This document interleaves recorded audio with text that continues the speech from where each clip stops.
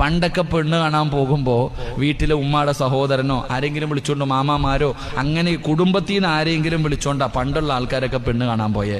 ഇന്ന് കുടുംബത്തിൽ നിന്ന് ഒന്നിനും കൊണ്ടുപോകില്ല. ഇന്നത്തെ ചെറുപ്പക്കാർ പെണ്ണ് കാണാൻ പോകുമ്പോൾ 2 മലക്കുകളെ കൊണ്ടുപോകും, 2 കൂട്ടുകാരെ. അളിയാ, നാളെ വൈകിട്ട് ഒരു പെണ്ണ് കാണലുണ്ട്, ഓക്കെ. പടച്ചവന് വൈകുന്നേര സമയമാകുമ്പോൾ ഒരുങ്ങി നിൽക്കുക. ഇതിലെ പുതിയാപ്പളെ ആരാന്നറിയത്തില്ല. കാരണം പെണ്ണ് കെട്ടി 2 മക്കളുള്ളവൻ്റെ ഒരുക്കം കണ്ട അള്ളാഹുവെ, വല്ല ദുൽഖറിനെ പോലെയുള്ള അത്രയും ഷേവൊക്കെ ചെയ്ത് ഇന്നൊക്കെ ചെയ്ത് ഗെറ്റപ്പായിട്ട് നിൽക്കുക. അങ്ങനെ വാഹനത്തിൽ കയറിയിട്ട് പെണ്ണിൻ്റെ വീട്ടിൽ പോയി. പെണ്ണിൻ്റെ വാ മക്കളെ വാടാ, എല്ലാത്തിനും വിളിച്ച് വീടിൻ്റെ അകത്ത് കയറ്റി. പുതിയാപ്പള ഇതായില്ലേ, മോളെ വിളിച്ചു വെള്ളം കൊണ്ടുവരാൻ.